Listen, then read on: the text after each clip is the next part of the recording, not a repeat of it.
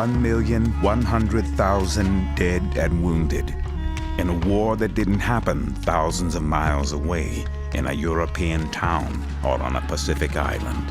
It occurred right here at home. The American Civil War was a war of conflicting dreams, fought on ground that was transformed to something more than earth by the blood of American soldiers.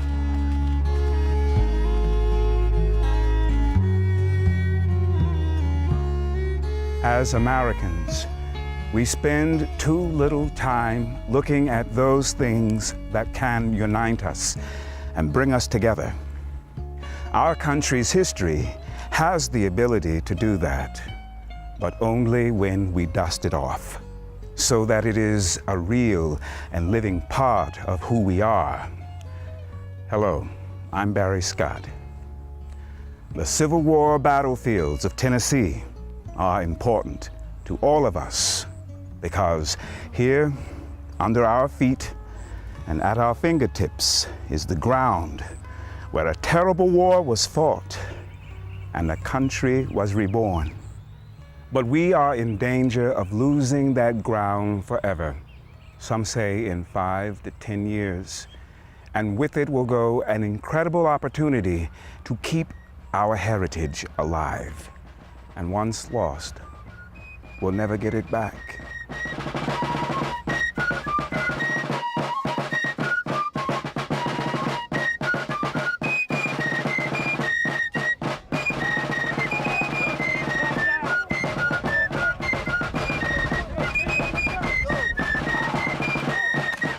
(1861 to 1865).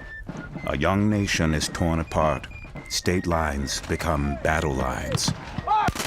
And the American Civil War leaves its mark on history. Of the more than 2,900 military actions on Tennessee soil, 38 were major armed conflicts, a number second only to Virginia. Whether it was a skirmish or a tremendous battle, all were important to the American soldiers who fought in them.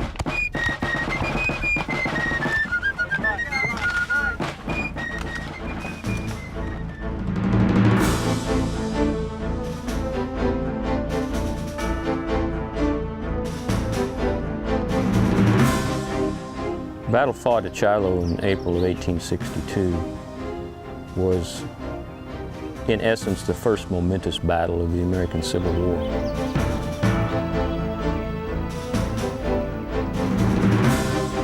There were 23,746 men killed, wounded, or missing in this engagement.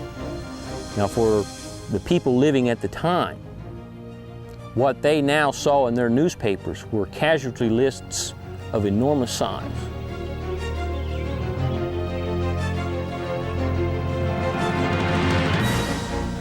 The shocking number of casualties was a wake-up call to America. Coming from a battleground around a small country church in West Tennessee, the message was clear. This war would be costly.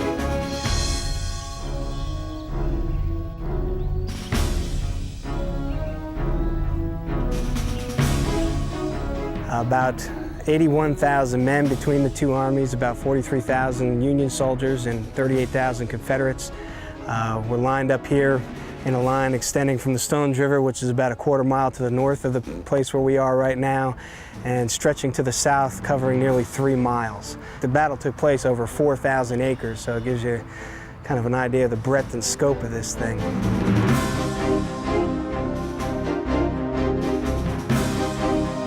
It is a breadth and scope that extends far beyond the park's relatively small preservation of only 700 acres.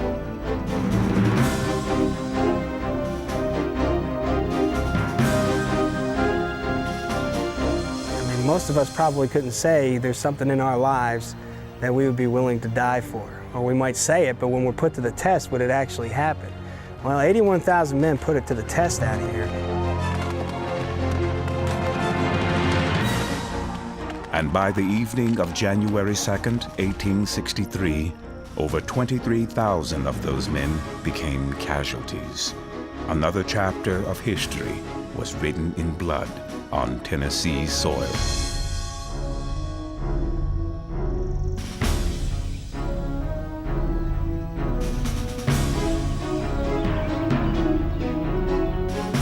In East Tennessee, the occupation of Chattanooga shifted between Confederate and Union forces. In late November of 1863, the debate was settled in a battle above the clouds that centered on Lookout Mountain. The Federal Army won, and a gateway was opened that would lead to Atlanta.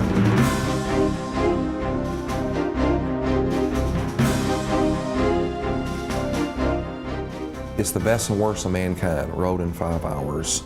It is a 5-hour battle. And it has the dubious distinction of being called the bloodiest hours of the whole horrible war. For well over a century, the Battle of Franklin has lived in the historic shadow of conflicts like Gettysburg and Shiloh. But in just a few short hours of brutal and vicious fighting, the Confederate Army of Tennessee was virtually destroyed. At the center of this hellish scene was the home of the Carter family. Today, with the battlefield all but gone, the Carter house is one of the few remnants of this terrible conflict.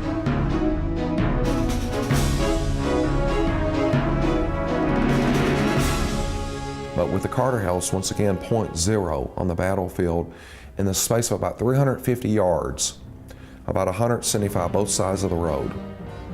We have a conservative number of 3,500 men killed and wounded. 550 yards, around 6,000 killed and wounded. 1,100 yards, 11 football fields. We have around 8,000 men killed and wounded. Even with thousands of men lying on the fields of their farm, the Carter family's concern rested with one special soldier. It is one of the war's most tragic and moving stories. Young Todd Carter had not been home since joining the Confederate Army in 1861. But on the afternoon of November 30th, 1864, he could see his childhood home from a distance behind the Union lines. He told his men he was going home, and he did. In the early morning hours of December 1st, Todd Carter's father and 2 sisters found him among the dead and dying on the dark battleground. Mortally wounded, Todd was brought into the parlor where the family doctor did all he could. Todd was then taken into this bedroom. On December 2nd, he briefly regained consciousness. His last words were, "Home, home, home."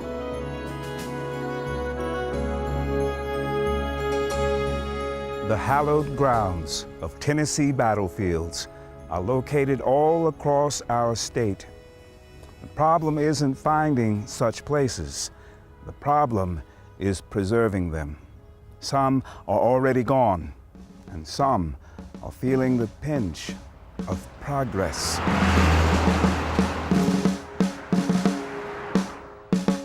The Carter House, once the center of the Battle of Franklin, now finds itself an island of history in the midst of traffic and commercial development. Of course, as General Joshua Chamberlain, famous for Gettysburg, would later write, in the years to come, those that know not us and we not them will come to these fields to ponder and dream. Now, isn't this a wonderful place to ponder and dream with pizza parlors, where so many brave Americans lost their lives on hallowed ground, consecrated with American blood. You see all these buildings going up. You see the condos, you see the skyscrapers, you see the rural landscape now being made into a suburbia. It all looks the same, nothing's different, and it's all new. It's all new. It doesn't tell us who we are. It gives us no feeling of where we've come from.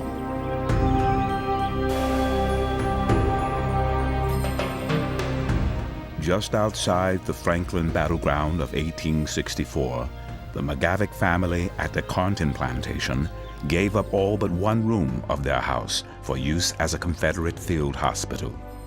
After well over a century, the hardwood floor is still stained with blood.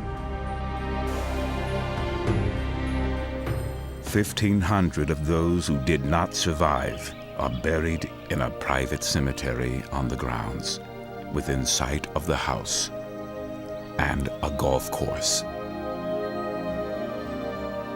Working here at Carnton, and every day when I drive in, I drive through a subdivision and I drive past a country club and a golf course to get here to the site. Quite honestly, it's sad to think about what happened here, and now people are golfing.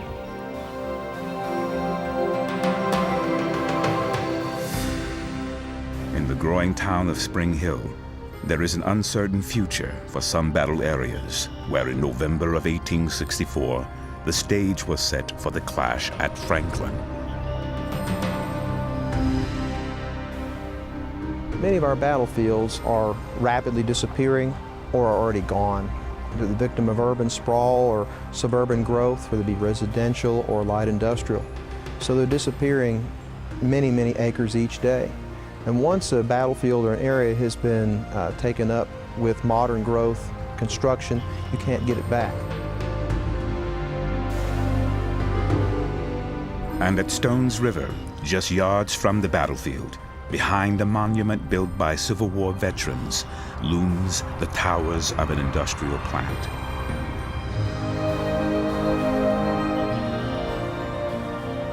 As for Nashville, the battlefields are all but gone. Among the few remnants of what happened here is a monument and an earthworks fortress that is losing the battle against progress.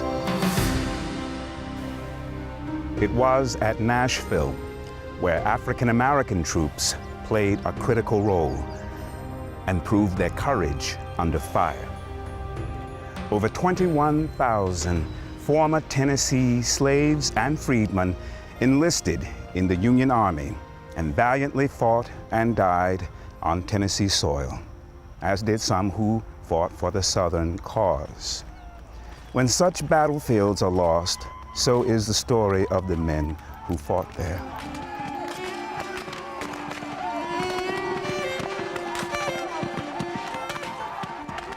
It was just another acre of farmland. Soil, grass, rocks, worth only what the owner was asking for it. Then the war came. And the blood of patriots on both sides gave this land a value that's hard to measure. It was out there on those fields where you and your children can walk today that many brave Americans died. The common soldier, the general, my closest friends, and me. We all died for a dream, and part of that dream was that people would remember us, remember what we did out here, remember our sacrifice. And that's real hard for people to do when they can't even feel the real ground under their feet. You know, it don't matter what color uniform we were wearing when we fell on this earth, because the color of our blood was all the same.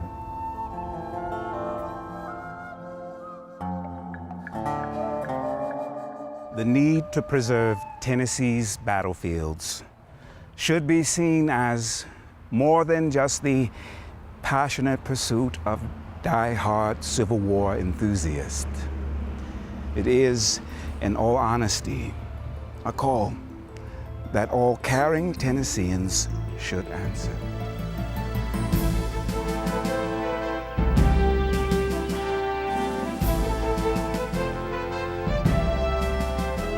Of the 625,000 who fell in the Civil War on battlefields or died of disease, it's important to remember that no matter what side they were on, they were all Americans.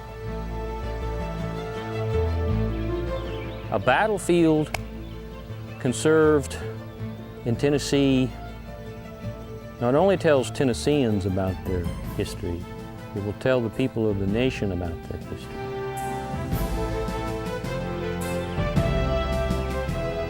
One thing that I always tell tours when I'm out giving a tour to children, the land itself that they're standing on holds so much history. History is not only in the buildings above ground, but it's also in the ground. You know, it's below our feet, and we have yet to even tap into it. As we were working on this production, someone said to us, simply put, that saving Civil War battlegrounds was just the right thing to do. And it is, and more. It keeps our history as Tennesseans and Americans alive for us, for our children, for generations to come. You can read and read and read, and that's important, but you have to walk these fields.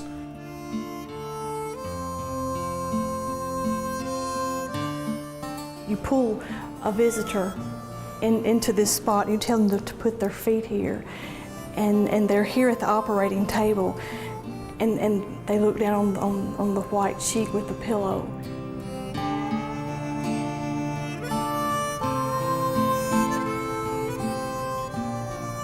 It's history that's touched, it's living history, and it adds so much to the history that they read in books.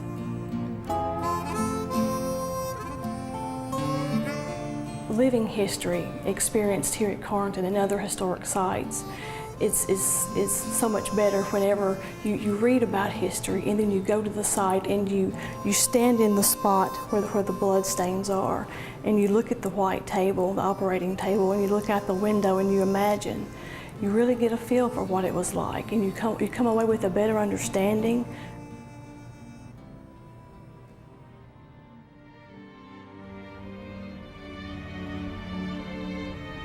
When I first saw my husband in his uniform, he was so handsome. I was so proud of him, young, brave, all the things I was told a soldier was supposed to be. But he wasn't supposed to die. After the war, I went to the place where it happened because I wanted to feel closer to my husband. Maybe that's why that piece of ground is so important, or any other battlefield, because it makes us feel closer to someone or something that meant a lot to us. Makes it more real, more a part of who we are. And when we lose that, I feel like I've lost my husband all over again.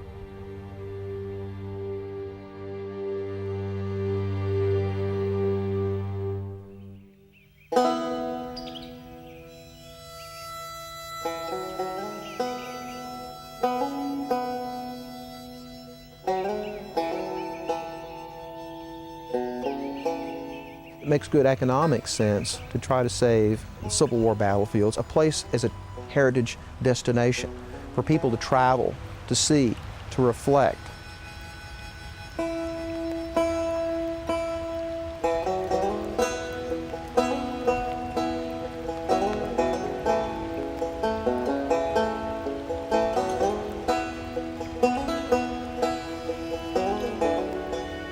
Folks in Murfreesboro, the Chamber of Commerce will tell you, one of the biggest attractions here in Rutherford County is Stones River National Battlefield. We draw close to or a little bit over, depending on the year, with little fluctuations, about 200,000 visitors a year. Setting aside a battleground can be an economic boost to a smaller community that otherwise would have little to draw tourists.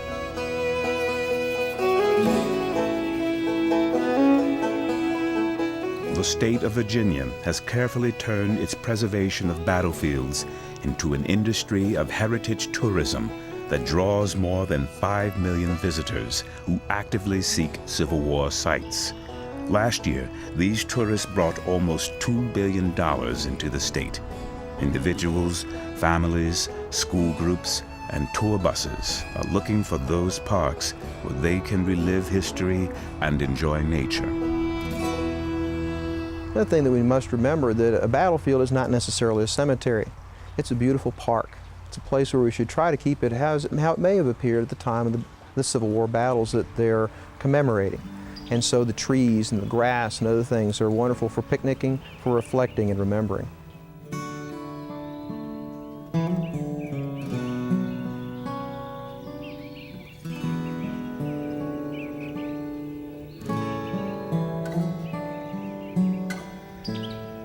Most Tennessee land identified as battlefields is privately owned, which means it's endangered.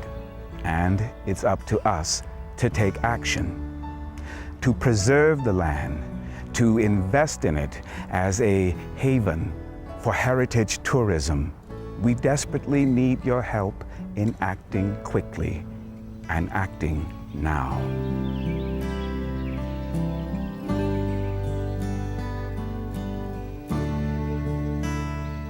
And it's such a tragedy to die once on the field of honor, but to have their stories die is a second death. That's a second death. And maybe not as bad as to physically die, but to have their stories die is a second death. And everyone should make sure these stories of these brave Americans are kept alive and green for future generations to remember.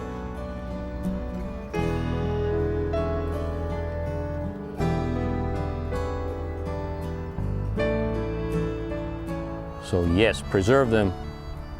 Find a personal meaning behind why you want to preserve them. But go out and do it. Otherwise, we're going to lose them. We're going to lose them for all time. And it's going to be a shame.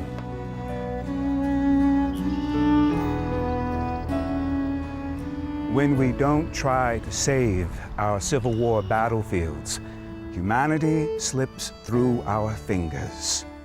Our humanity. The humanity of those Americans who gave the last full measure.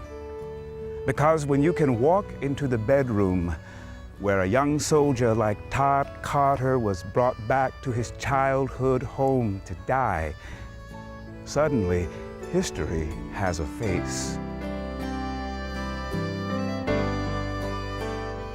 And when you look out over these battlefields, you realize that the men who fell there also had names and homes and families and dreams they gave up for a more noble cause. Without these places, we're left with the cold statistics of history and concrete under our feet instead of hallowed ground. I'm Barry Scott. Thank you for your time and interest.